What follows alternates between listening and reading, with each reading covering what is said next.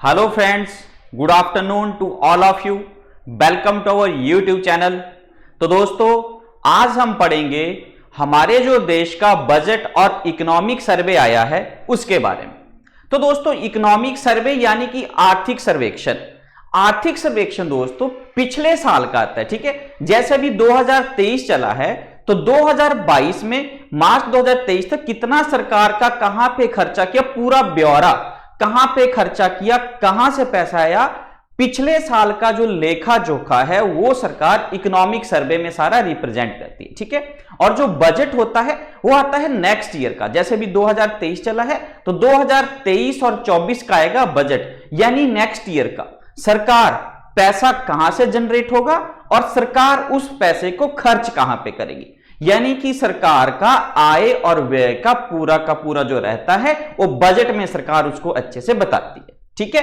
तो आज हम बजट जो हमारे देश का आया है उसके बारे में और साथ में इकोनॉमिक सर्वे बारे में, क्या उसमें फैक्चुअल है, क्या उसमें जो हमारे एग्जाम के पॉइंट ऑफ व्यू से इंपॉर्टेंट है, उन सब के बारे में पढ़ेंगे, ठीक है। ये दोस्तों कोई न्यूज चैनल नहीं है कि ठीक है मैं आपको बता दूं कि जी सिगरेट में क्या हुआ, हमारी साइकिल सस्ती हुई कि महंगी हुई, हमारे टीवी का, मोबाइल फोन का, उस तरह से नहीं। हमारे जो एग्जाम के लिए इंपॉर्टेंट है, हम उस तरह से एकेडमिक के पॉइंट ऑफ व्यू से उस तरह से बजट और इकोनॉमिक सर्वे को अच्छे से पढ़ेंगे। तो आइए शुरू करते हैं दोस्तों। सबसे पहले हमारे देश का जो बजट है, बजट नाम का कोई भी शब्द हमारे कॉन्स्टिट्यूशन में यूज नहीं हुआ, ठीक है। हमारे देश का जो संविधान है वहां पे बजट नाम का जो वर्ड नहीं है। वहां पे कौन सा वर्ड है दोस्तों? वहां पे लिखा है एनुअल फाइनेंशियल स्टेटमेंट, ठीक है जी। आर्टिकल 112 है हमारे संविधान का जिसमें बजट का जिक्र है, ठीक है। और बजट से एक दिन पहले आर्थिक सर्वेक्षण आता है, इकोनॉमिक सर्वे। उसका कुछ लेना देना नहीं है कॉन्स्टिट्यूशन से। ये एक प्रक्रिया चलती आ रही है हमारे देश में कि पिछले साल में सरकार ने क्या किया, कैसे किया, उसका ब्यौरा देना। कोई कंपलसरी नहीं है, लेकिन अगर कोई सरकार ना दे तो उस सरकार की जीत हो जाएगी, ठीक है, कि नहीं जी तुमने तो ये काम किया ही नहीं। तो सरकार को ये देना एक तरह से सरकार इसके ऊपर इसको काम में लाती है, ठीक है। तो हमारा जो बजट है दोस्तों 1 फरवरी को आता है। पहले बजट आता था last working day of Feb, ठीक है। 27 या 28 फरवरी को जब भी लास्ट वर्किंग डे होता था, पार्लियामेंट चली होती थी, उस दिन हमारा बजट आता था। अब इसको शिफ्ट करके 1 फरवरी को लाते हैं, ठीक है। और इससे एक दिन पहले यानी 31 जनवरी को आर्थिक सर्वेक्षण आता है। तो ये जो बजट है, बजट नाम जो एक टर्म है ये फ्रेंच से ली गई है। पेपर में पूछा था ये क्वेश्चन कि बजट जो टर्म है वो बोगेट से ली गई है, जो एक फ्रेंच टर्म है, ठीक है। और वहीं से ये सारा का सारा बजट का आगे आगे चलता है। और बजट 112 आर्टिकल है, 1 फरवरी को आता है। और इसमें क्या रहता है, हमारी सरकार की इनकम कहां से होगी और एक्सपेंडिचर सरकार कहां करेगी, उसका सारा लेखा जोखा ही बजट में होता है, ठीक है बात। फिर दोस्तों हमारे देश का सबसे पहला बजट 7 अप्रैल 1860 को जेम्स विल्सन ने था उसको रिप्रेजेंट किया था, ठीक है। 7 अप्रैल, पेपर का ये एग्जाम का क्वेश्चन है। 7 अप्रैल 1860 को जेम्स विल्सन ने पहली बार बजट को पेश किया था इंडिया में, ठीक है जी। और हमारा जब देश आजाद हो गया, इंडिपेंडेंट इंडिया, तो पहला बजट 1947 में आर के षणमुखम शेट्टी ने पेश किया, ठीक है। आर के षणमुखम शेट्टी ने हमारे आजाद भारत का पहला बजट पेश किया था। और जब हम गणतांत्रिक हो गए, ठीक है, रिपब्लिक ऑफ इंडिया 1950 में, तो पहला बजट पेश किया था जॉन मेथाई ने। एग्जाम में अलग अलग क्वेश्चन ऐसे ही बनेंगे, ठीक है। पहला बजट जेम्स विल्सन ने 1860 में, इंडिपेंडेंट इंडिया का आर के षणमुखम शेट्टी ने, और रिपब्लिक ऑफ इंडिया का 1950 में जॉन मेथाई ने पेश किया था, ठीक है जी बात। फिर ये जो बजट है, आज तक की जो सबसे लंबी बजट की स्पीच है वो दी है निर्मला सीतारमण जी ने, ठीक है। आज की डेट में वो हमारे देश की फाइनेंस मिनिस्टर हैं। उन्होंने ही जब 2020 और 21 का बजट था उसमें उनकी सबसे लॉन्गेस्ट स्पीच है आज तक की, जब से बजट को पेश करते आ रहे हैं, ठीक है। तो वो थी उनकी 2 घंटे 42 मिनट की। पेपर में ये नहीं पूछेंगे कितनी मिनट की है, ठीक है, कि सबसे लॉन्गेस्ट स्पीच बजट की निर्मला सीतारमण की, ठीक है, 2020 और 21 के बजट में। और सबसे शॉर्टेस्ट स्पीच आज तक के बजट की वो दी थी हीरू भाई मूलजी भाई पटेल ने। ये कब की बात है? 1977 की 1977 में हीरूभाई मूलजी भाई पटेल ने सबसे शॉर्टेस्ट 800 वर्ड्स में ही पूरे बजट की स्पीच इन्होंने खत्म कर दी थी। पूरे देश का लेखा जोखा, जिसमें बताना था कहां से पैसा आना, कहां खर्च करना, कौन सी मिनिस्ट्री को, डिपार्टमेंट को कितना पैसा, एजुकेशन को, हेल्थ को, ट्रांसपोर्ट को। तो उन्होंने 800 वर्ड्स में अपनी जो स्पीच थी वो खत्म कर दी थी, ठीक है, 1977 में। और आज तक सबसे ज्यादा बार जिन्होंने बजट पेश किया है उनका नाम है मोरारजी देसाई, ठीक है। मोरारजी देसाई बाद में हमारे देश के पहले जो थे नॉन कांग्रेस प्राइम मिनिस्टर भी बने थे।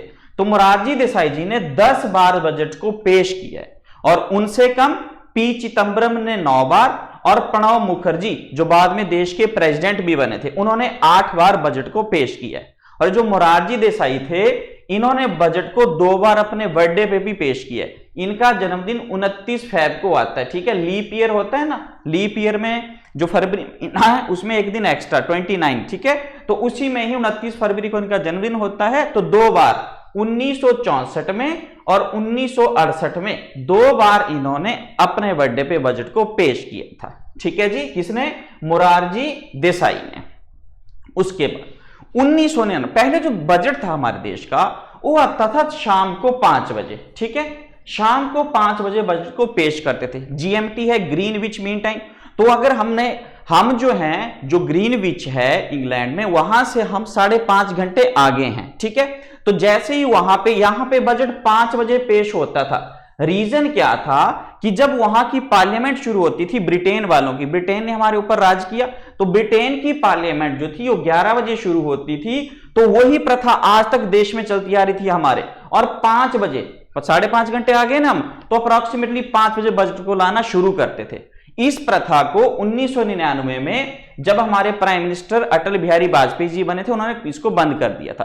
तब के बाद बजट उसके बाद 11 बजे पेश होता है, ठीक है। बजट सेशन में पार्लियामेंट के एक साल में 3 सेशन होते हैं ना, तो जो फर्स्ट सेशन है उसी में ही जो है बजट सेशन, उसमें बजट आता है। उसके बाद जो 2017 का बजट है तब से बजट 1 फरवरी को आना शुरू हुआ। उससे पहले last working day of Feb month, ठीक है जी बात। और 2021 और 22 का बजट पहला बजट था जो पेपरलेस बजट था, ठीक है। हमें पेपर का इसमें कोई यूज नहीं किया, इलेक्ट्रॉनिक था टोटली, ठीक है। 2021 और 22 का कोविड के बाद ये हुआ था, ठीक है बात। ये सारे फैक्ट हैं जो एग्जाम में आपके पूछे जा सकते हैं। उसके बाद पहले दोस्तों रेलवे बजट भी अलग आता था, ठीक है। एक एक्वर्थ कमेटी थी, एक्वर्थ कमेटी के कहने पे रेलवे बजट को जो था वो जनरल बजट से अलग कर दिया गया था, ठीक है। और 1924 से अलग अलग बजट आता था, रेलवे बजट अलग और जनरल बजट अलग। लेकिन नरेंद्र मोदी की सरकार ने 2017 में रेलवे बजट को यूनियन बजट के साथ ही जो है इसको मर्ज कर दिया, और तब से रेलवे बजट और जनरल बजट इकट्ठा आता है एक साथ, ठीक है। उससे पहले अलग अलग आते थे दोनों। किसके कहने पे अलग हुए थे? एक्वर्थ कमेटी के कहने पे, ठीक है बात। उसके बाद 2019 में जो निर्मला सीतारमण है हमारे देश में आज की फाइनेंस मिनिस्टर, वो सेकंड वुमेन थी जिन्होंने बजट को प्रेजेंट किया था। उससे पहले Indira Gandhi as a prime minister उन्होंने बजट को पेश किया था। और पहली फुल फ्लैश्ड कौन थी? निर्मला सीतारमण 2019 में, ठीक। और 2019 में एक और अच्छी बात हुई, पहले जो बजट था आपको पता है कि ब्रीफ केस लेके आते थे, ठीक है, अटैची जैसी उसमें जो था बजट को लेके आते थे। लेकिन 2019 में इस प्रथा को भी खत्म कर दिया। जैसे हमारे देश का है कि कोई भी हमारा जो होली बुक होती है, श्रीमद् भगवत गीता है, रामायण है, तो उनको जो है हम लाल बैग में रखते हैं, ठीक है। इसके पीछे रिलीजियस रीजन।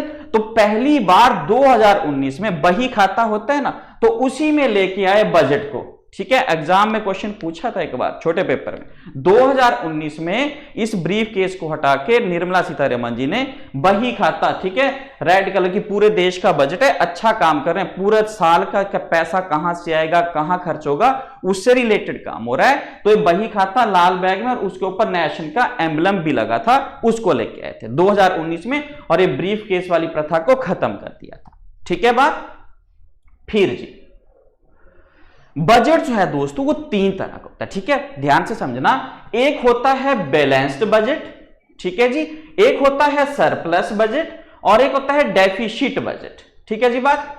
बैलेंस्ड बजट होता है जब सरकार ने मान लो खर्चा किया 100 रुपए और सरकार की इनकम भी हो गई 100 रुपए, तो सरकार को कितना फायदा कितना नुकसान, ना फायदा नुकसान ना नुकसान, अल्टीमेट ये पहुंच गया बिल्कुल नील पे। यानी कि बैलेंस्ड बजट वो है कि सरकार जितना पैसा खर्च करे सरकार को उतना ही पैसा वापिस आ जाए। सरकार को पैसा वापिस कहां से आता है, सरकार को पैसा वापिस आता है जैसे दे दिया एजुकेशन को दे दिया 100 रुपए तो फीस वगैरह दी हमने, ट्रांसपोर्ट को दिया तो बस में बैठे तो आपने किराया दिया, तो वो सारा जो है वो सरकार, उसमें सरकार की कमाई होती है। ठीक है। और एक रहता है सरप्लस बजट। सरप्लस यानी कि सरकार ने खर्च किया 100 रुपए, सरकार को वापिस आए 120 रुपए, तो सरकार को 20 रुपए का फायदा हो गया, सरप्लस बजट।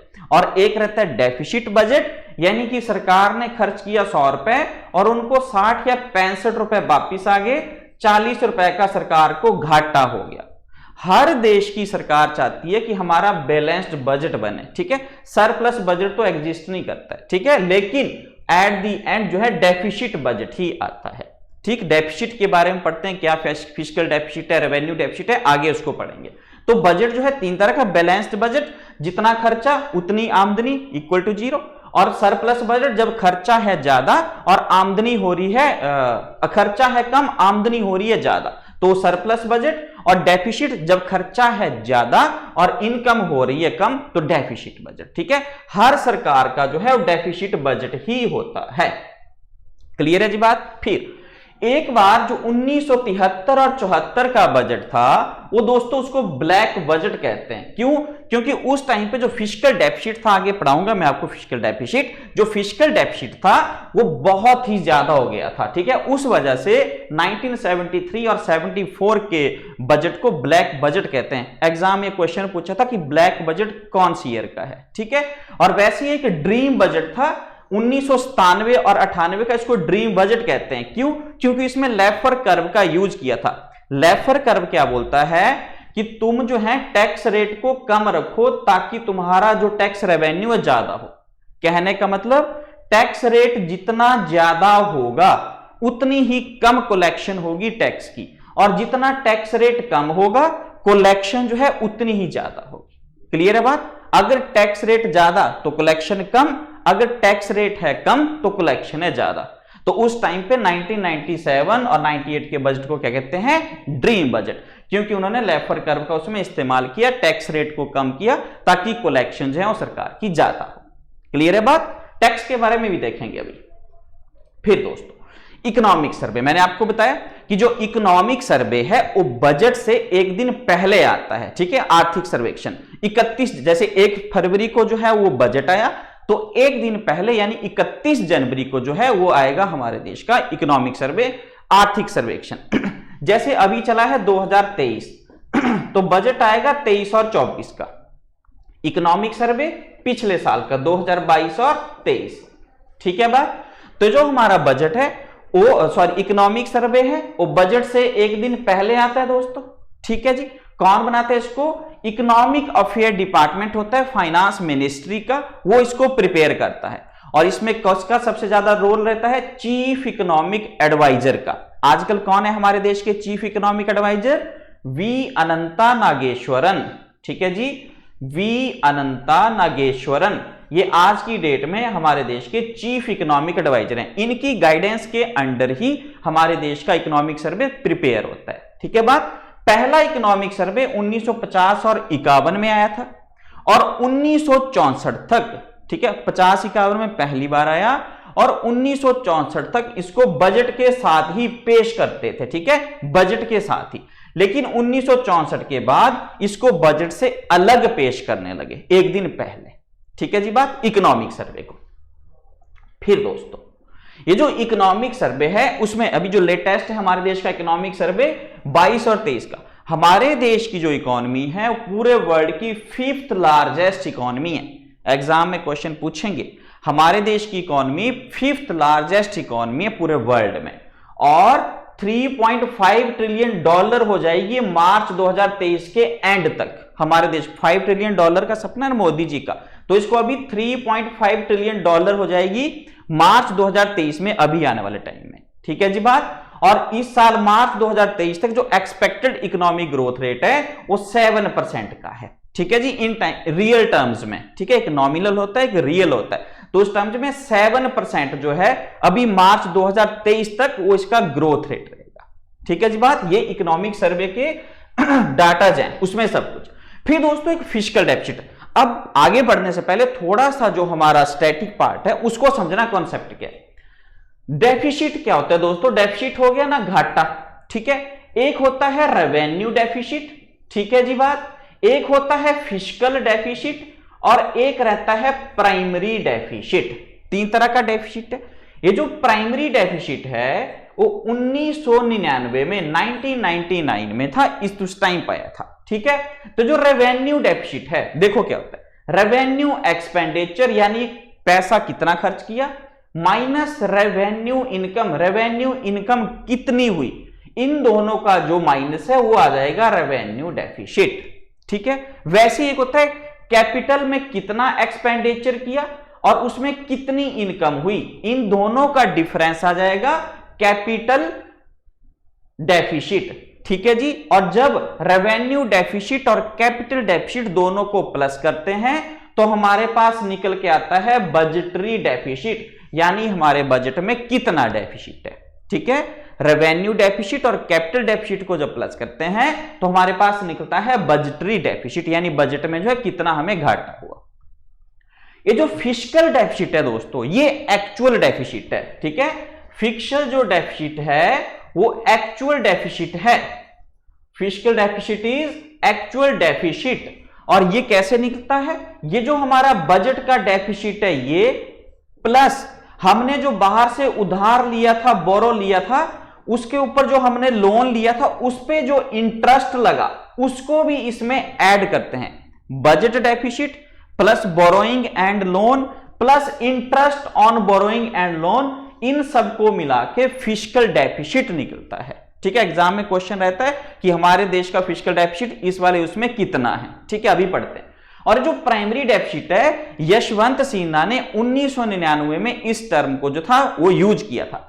प्राइमरी डेफिसिट दोस्तों परफॉर्मेंस सरकार की हमारी कितनी है उसको दर्शाता है, यानी कि फिस्कल डेफिसिट में से हमने जो लिया था लोन और बोरो उस पे जो इंटरेस्ट लगा उसको माइनस कर देते हैं। ठीक है, फिस्कल डेफिसिट में से हमने जो लोन लिया है उसके ऊपर जो इंटरेस्ट दिया उसको माइनस कर दो, तब निकलता है प्राइमरी डेफिसिट। ठीक है, और फिस्कल डेफिसिट क्या होता है? एक्चुअल डेफिसिट, जिसमें budget deficit plus borrowing and loan और उसके ऊपर हमने जो इंटरेस्ट दिया उसको ऐड करके निकलता है। एक्चुअल डेफिसिट कौन सा है? हमारा फिस्कल डेफिसिट ही है। ठीक है बात, तो हमारे देश का जो फिस्कल डेफिसिट है हमारे इकोनॉमिक सर्वे में, ठीक है, 2022 और 23 के बजट एस्टीमेट जो है उसके अकॉर्डिंग हमारे देश का जो फिस्कल डेफिसिट है वो है 6.4%।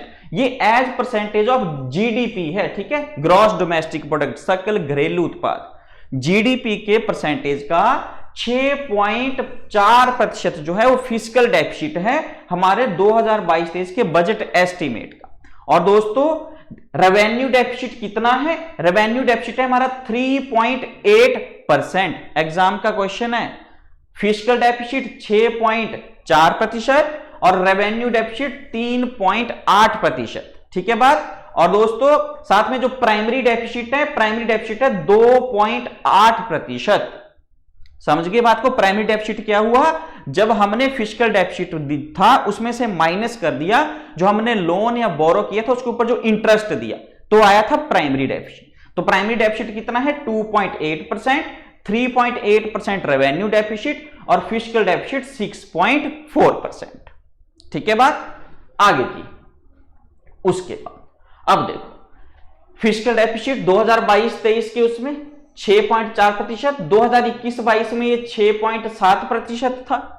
ठीक है जी, और जीडीपी की ग्रोथ 2023-24 में 6 और 6.8% के बीच में आंकी गई है। हमारे देश की ग्रोथ रेट क्या रहेगी आने वाले टाइम में 2023-24 में? 6 और 6.8% के बीच में। और अभी मैंने आपको थोड़ी देर पहले एक्सप्लेन किया कि मार्च 2023 तक हमारे देश की ग्रोथ रेट क्या रहने वाली है? 7% के आसपास। तो देखो 2021 और 22 में 8.7% थी, उसके बाद ये 7% हुई 22-23 में। अभी जो है इसका रेंज 6 से 6.8% के बीच में रखा गया है आने वाले टाइम में।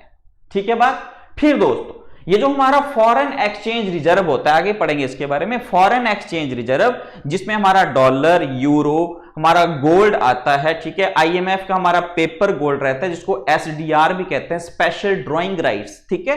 तो वो जो हमारे देश का 22 दिसंबर 2022 के एंड तक हमारे देश का जो फॉरेक्स रिजर्व है, फॉरेन एक्सचेंज रिजर्व, वो 563 बिलियन यूएस डॉलर है। कितना है? ये भी एग्जाम में क्वेश्चन पूछते हैं कि अभी दिसंबर का, कि मार्च 2023 में इंडिया का फॉरेक्स रिजर्व कितना है, या जून 2000 जब आपका पेपर होगा उसके करंट में, कि इस तारीख तक, इस महीने तक कितना जो था हमारे देश का फॉरेक्स रिजर्व है। तो अभी कितना? 563 बिलियन यूएस डॉलर हमारे देश का फॉरेक्स रिजर्व। बाहर से जब एक्सपोर्ट इंपोर्ट करते हैं ना, तब ये काम आता है। तो हमारे देश का forex reserve 563 billion US dollar है।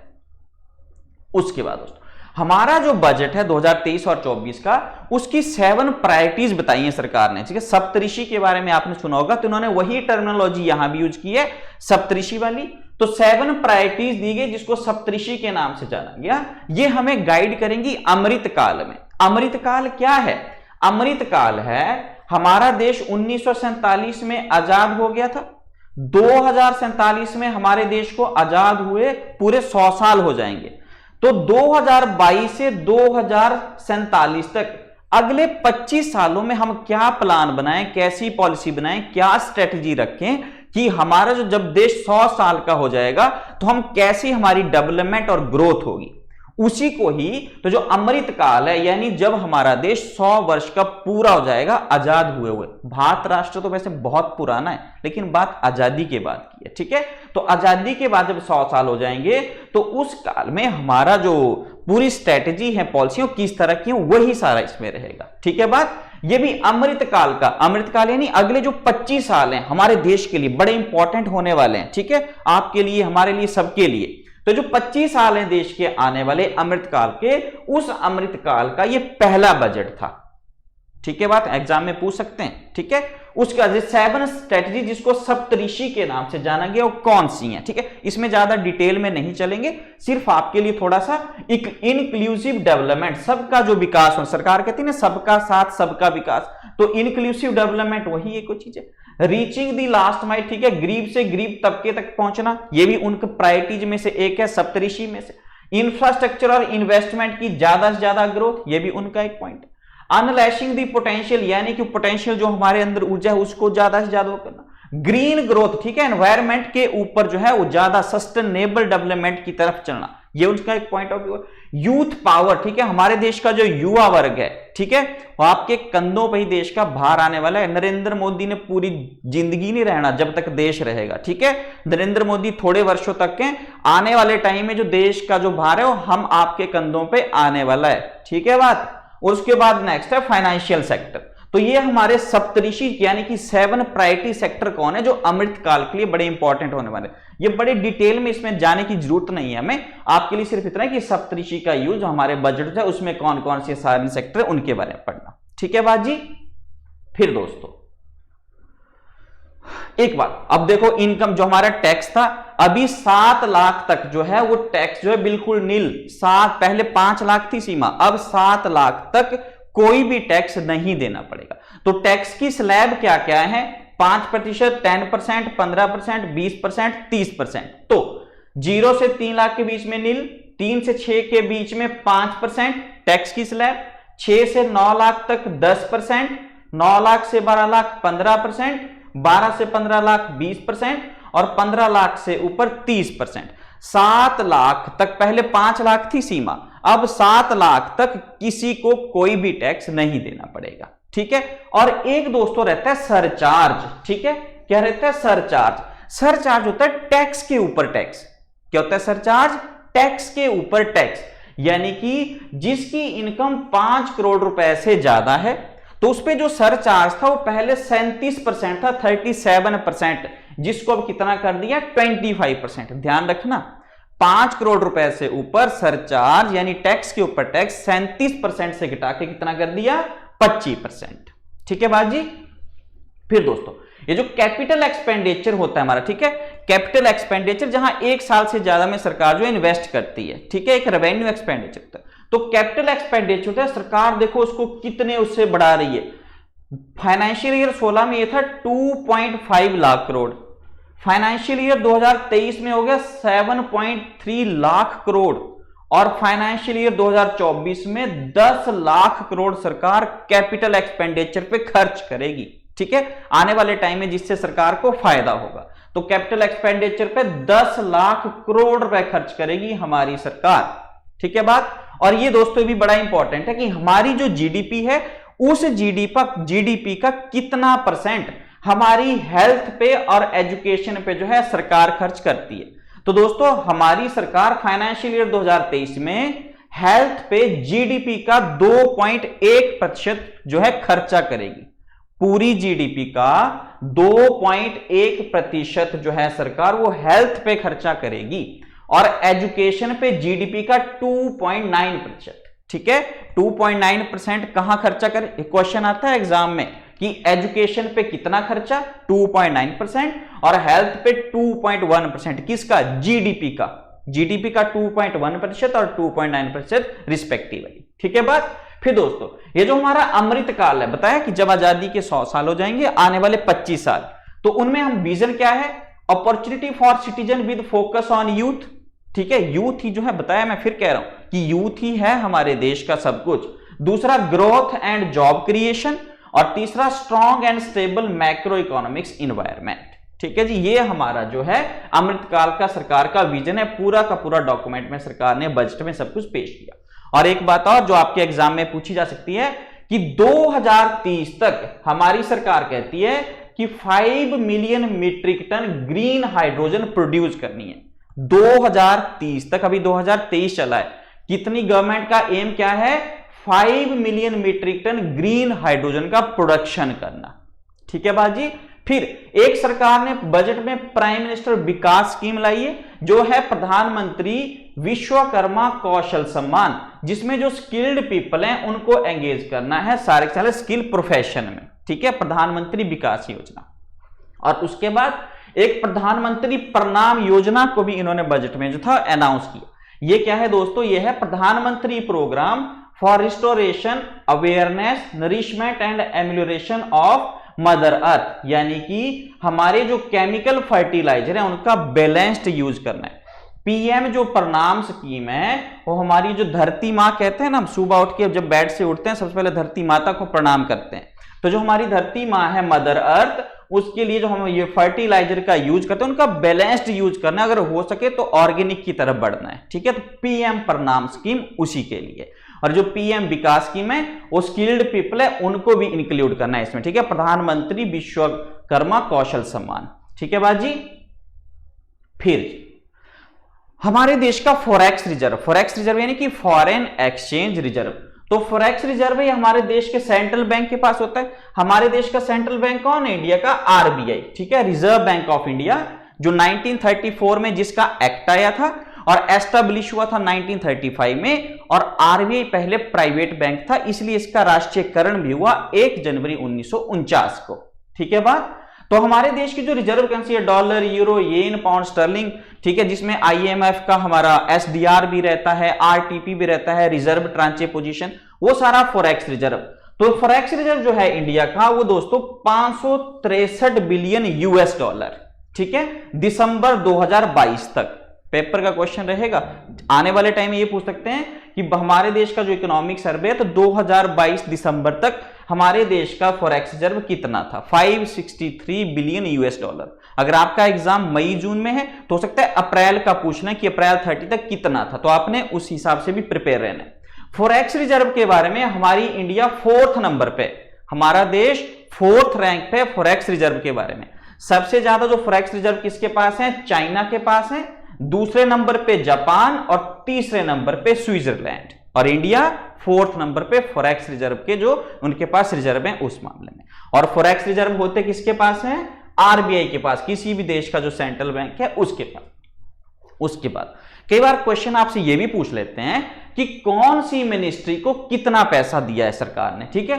तो डिफेंस को दिया है 5.9 लाख करोड़ रुपए, ठीक है। यहां पे मैंने सारा लिखा है। रेलवे को दिया 2.41, ये सारे के सारे आंकड़े लाख करोड़ में हैं, ठीक है। 2.41 लाख करोड़ रेलवे को दिया। होम अफेयर को 1.96 लाख करोड़, ठीक है जी।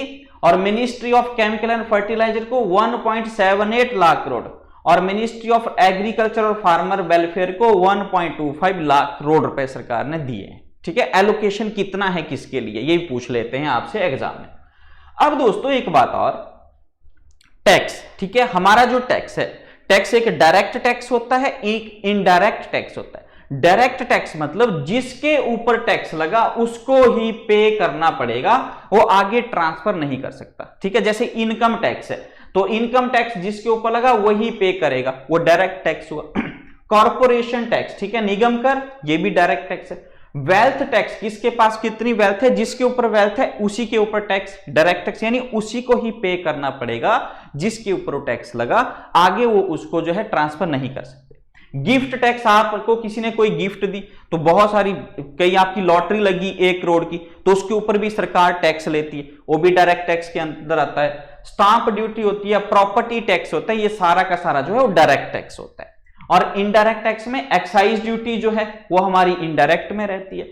अब तो जीएसटी आ गया है, गुड्स एंड सर्विसेज टैक्स, लेकिन अभी भी सरकार ने कुछ जो चीजें उनको टैक्स से बाहर रखा है, ठीक है। जैसे अल्कोहल हो गया, पेट्रोल वगैरह हो गया, डीजल वगैरह, उसको जीएसटी से बाहर रखा है। तो एक्साइज ड्यूटी जो है इनडायरेक्ट टैक्स है। Custom duty indirect tax, exam में क्वेश्चन रहता है कि कौन सा डायरेक्ट टैक्स है, कौन सा इनडायरेक्ट टैक्स है। सेल्स ड्यूटी, बिक्री कर, इनडायरेक्ट टैक्स है। सर्विस टैक्स, सेवा कर, ये भी इनडायरेक्ट टैक्स है, ठीक है। एंटरटेनमेंट टैक्स, एंटरटेनमेंट टैक्स यानी कि जब आप मूवी देखने गए थिएटर में, तो ठीक है, थिएटर वाले को जो टैक्स देना, उसने आगे आपको जब मूवी की टिकट दी तो आपके ऊपर भी उसने कुछ टैक्स ले लिया, तो ये इनडायरेक्ट टैक्स होता है, यानी जो आगे आप ट्रांसफर कर सकते हैं किसी और के ऊपर, ठीक है। जीएसटी भी इनमें से एक है। फिर दोस्तों सबसे इंपॉर्टेंट बात कि हमारा जो रुपया है आता कहां से है, खर्च कहां होता है। तो सबसे पहले देखो, मान लो ये 100 रुपए हैं, मान लो, ठीक है, 1 रुपए की बात नहीं, 100 रुपए की बात करते हैं कि 100 रुपए जो है सरकार के पास कहां से आएगा। तो सबसे पहले जो सरकार के पास आएगा वो 15 रुपए आएंगे इनकम टैक्स से। सरकार ने जो किसी के ऊपर टैक्स लगाया, डायरेक्ट टैक्स, सरकार को 100 रुपए में से 15 रुपए कहां से मिलेंगे, इनकम टैक्स से मिलेंगे। कॉर्पोरेशन टैक्स जो निगम के ऊपर कर लेगा, 15% सरकार को उनसे मिलेगा, ठीक है जी। जीएसटी से सरकार को 17% की इनकम होती है, एग्जाम में पूछ सकते हैं। 17%, 100 रुपए में से 17 रुपए सरकार को जीएसटी से आएंगे, 15 रुपए कॉर्पोरेशन से आएंगे, 15 रुपए ही इनकम टैक्स से आएंगे। और ये जो बोरोइंग एंड अदर लायबिलिटी है, सरकार ने जो उधार लिया है, देखो 100 में से 34 रुपए तो सरकार उधार लेती है हमारी, ठीक है जी। तो बोरोइंग एंड लायबिलिटी से 34 रुपए, नॉन टैक्स से 6 रुपए, कस्टम से 4 रुपए, नॉन डेब्ट से 2 रुपए, ठीक है। तो ये हमारा पूछ सकते हैं, सबसे ज्यादा बोरोइंग से 100 में से 34 रुपए, इनकम टैक्स और कॉर्पोरेशन टैक्स से मिलते हैं 15 रुपए, जीएसटी से मिलते हैं 17 रुपए, और यूनियन एक्साइज ड्यूटी से 7 रुपए जो इनडायरेक्ट टैक्स है, ठीक है। कितने मिलते हैं उससे, 7 रुपए मिलते हैं सरकार को 100 में से। फिर सरकार के पास ये तो है, पर सरकार इसको खर्चा कहां करेगी, जाता कहां है सरकार का पैसा। तो सरकार का जो सबसे ज्यादा पैसा खर्च होता है वो दोस्तों होता है स्टेट का जो शेयर है टैक्सेज में, ठीक है, और ड्यूटीज में। 18 रुपए सरकार के 100 में से 18 रुपए सरकार के लगे स्टेट ड्यूटी में, ठीक है, जो उनका शेयर है। उसके बाद 17 रुपए लग गए सरकार की जो सेंट्रल सेक्टर की स्कीम होती है, ठीक है। कई बार स्टेट्स को स्पेशल 90-10 का रेशियो भी रहता है ना, कि इतना तुम खर्चा करोगे 10% हम, तो 17 रुपए सरकार जो है वो स्टेट का शेयर रहता है। डिफेंस जो है वहां सरकार 8 रुपए खर्चा करती है, ठीक है जी।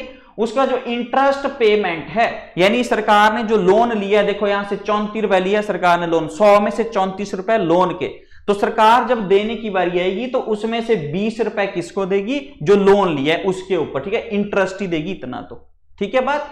और पेंशन, जो पेंशन खत्म करने की बात करते हैं, हिमाचल में स्टार्ट कर दी, तो पेंशन पे 4 रुपए खर्च करती है सरकार 100 में से, और अदर एक्सपेंडिचर जो भी छोटे मोटे खर्चे हैं उस पर 8 रुपए। तो ये आपके लिए जरूरी है कि सरकार सबसे ज्यादा जो पैसा सरकार का कहां जाता है, स्टेट का जो शेयर है टैक्सेज में, ड्यूटीज में, वहां पे सेंट्रल सेक्टर स्कीम है, सेंट्रल की जो स्पॉन्सर्ड स्कीम है उसमें 9% जाता है, जो सरकार इनको स्पॉन्सर करती है। लेकिन सेंट्रल सेक्टर स्कीम में 17 रुपए, सब्सिडी भी देती है सरकार उसमें 7 रुपए। तो ये सरकार का सबसे ज्यादा इनकम कहां से, सरकार कहां से पैसा आता है, बोरोइंग से 17 रुपए, इनकम टैक्स और कॉर्पोरेशन टैक्स से 15 रुपए 100 में से। ठीक है जी बात। तो ये था दोस्तों हमारा बजट और इकोनॉमिक सर्वे का, जो भी हमारे देश का भी लेटेस्ट और बजट और इकोनॉमिक सर्वे है, तो इसको आप अच्छे से पढ़िए। Thank you, have a nice day.